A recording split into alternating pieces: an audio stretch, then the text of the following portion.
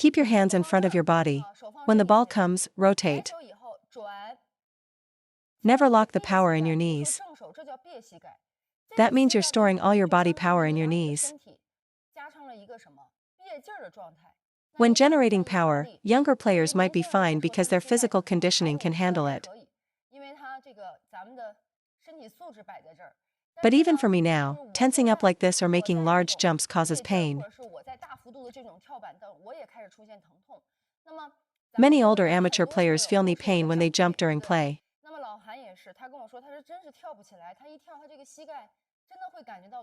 It becomes even more noticeable when the weather gets cold. So, you want to use fluid power. When you turn to the right, the force should flow smoothly from your feet, through your shoulder, to your upper body. By not tensing up, your power generation will be much smoother. If you force it, the physical demand on your knees and legs is extremely high. While professional players use this kind of coiling, explosive power for loops, I don't recommend it for amateur players. Their physical conditioning, leg strength, and core strength are built through extensive, specialized training. They can support that force and use it effectively. We can't. If we use power that way, our legs and knees will ache. And if the support isn't there, the shot will be ineffective anyway. So, I believe when the ball comes, keep your hands in front and make sure these 4 points rotate together. Your feet, knees, facing forward, hips, and shoulders. This applies to both drives and loops. How far should you turn? Don't rotate fully to the side, that's too much and you'll get jammed by your opponent. Instead, turn halfway between your right side and the front, about 50% rotation is ideal. If this is the front and this is the side, we rotate to the middle, roughly aiming for where the umpire sits. When the ball comes, your body rotation isn't to the side, but to your front right. This is all the rotation you need. However, your backswing position will differ. For a drive, you stop here. For a topspin loop, it's further back. For a backspin loop, it's lower and to your right. The rotation is the same,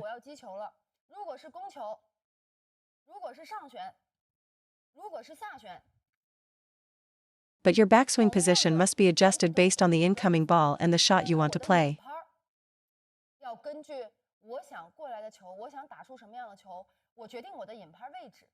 You can't use the same backswing position for a drive and a loop. That's incorrect. For example, you can't use a backspin loop backswing to hit a topspin ball, it will likely go long. So, finding the precise backswing position is the first key to loading power before your shot. If your backswing is too low against topspin, you will definitely hit the ball out, because your force will be directed too vertically. If your backswing is too high against backspin, you'll almost always hit the net because you lack the upward force to lift the ball.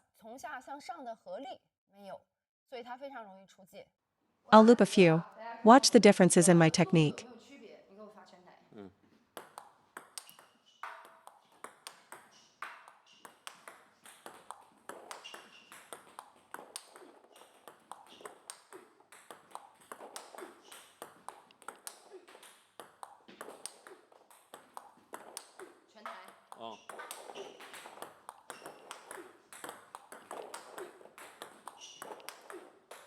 When the ball is fast or you're moving, you absolutely must not take a large backswing. For amateur players, the priority is to be fundamentally sound and efficient. For instance, against a ball to the middle, if you still take a huge backswing, you'll never find the right contact point. Now, watch this ball to the middle. Your backswing must be more compact.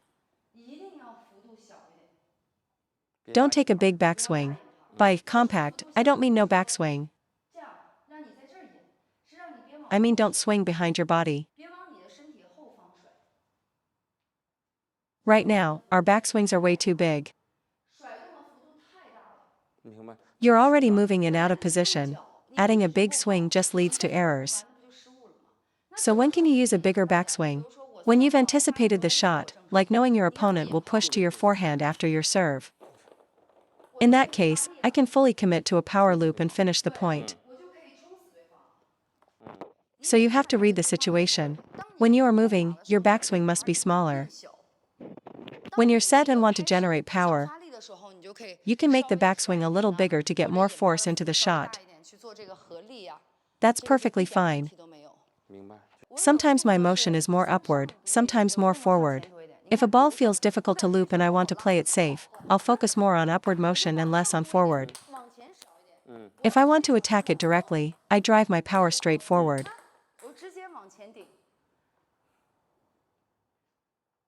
If you feel the ball is difficult to loop or has heavy spin, you can wait a bit and let the upward brush be 70% of the shot and the forward drive be 30%. That will produce a safe, high arc loop.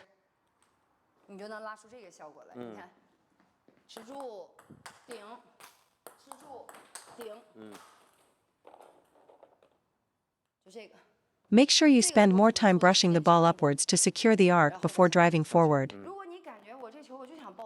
If you want to go for a power loop, say you're leading 9-4, then your shot should be 70% forward power. Make contact and accelerate through it instantly.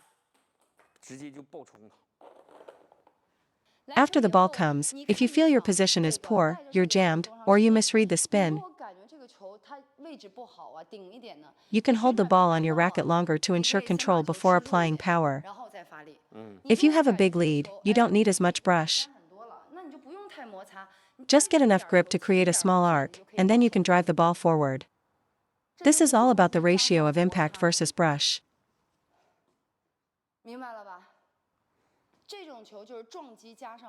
The problem many amateur players have is they don't adjust the ratio between hitting and brushing.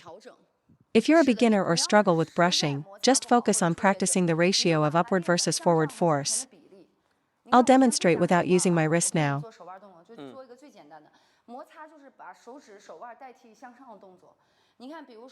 Against a heavy spin ball, even with a still wrist, I can lift it.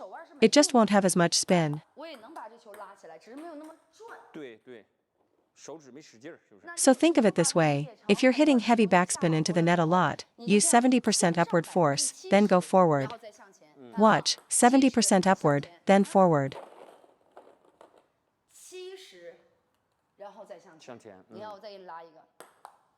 All of these are done without active finger or wrist action. If the ball has less spin, you can use less upward motion.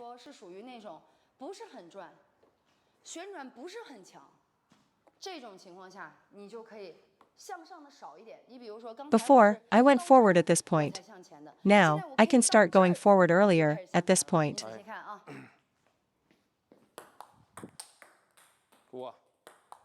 This should make it easier to understand. If you hit the net a lot, you need more dwell time brushing upwards.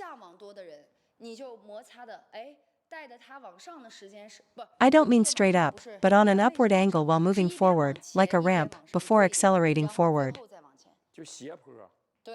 If you're confident and want to power loop it, you can shorten the upward phase and start driving forward much sooner. This is the ratio of impact and brush, which I personally adjust using my fingers and wrist, not my arm. Let me give you an example. For a heavy spin ball, I'll brush it more to create a high, safe arc.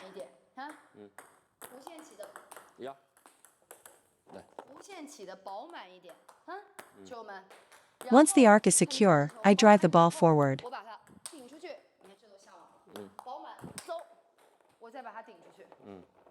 If the opponent gives you an easy ball, a setup, then my wrist action is very explosive. The instant I touch the ball, my fingers snap, synchronized with my body. Wow, so fast. This is how I adjust. For a spinny ball, I use my fingers, wrist, and forearm to create a fuller, more pronounced arc. Then, my forearm and hips deliver the power. If the ball isn't spinny, I focus on hitting through it while my fingers and wrist add just a little bit of brush at contact. That's my feeling for combining impact and brush. I'll loop a few more. Try to feel whether I'm brushing more or hitting through it more.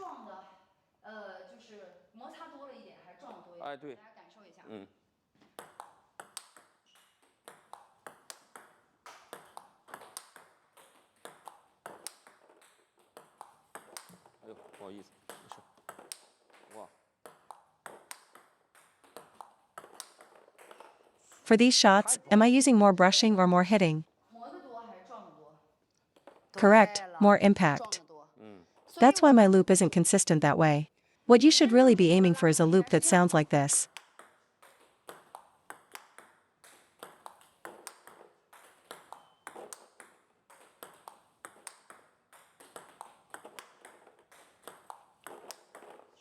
That was more brush.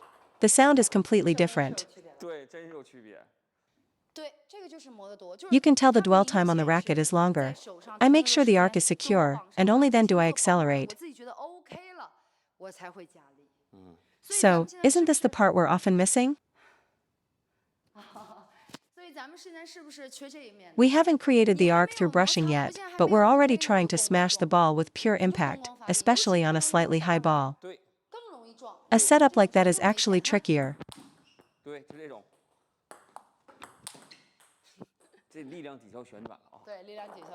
Is this a mistake you tend to make as well?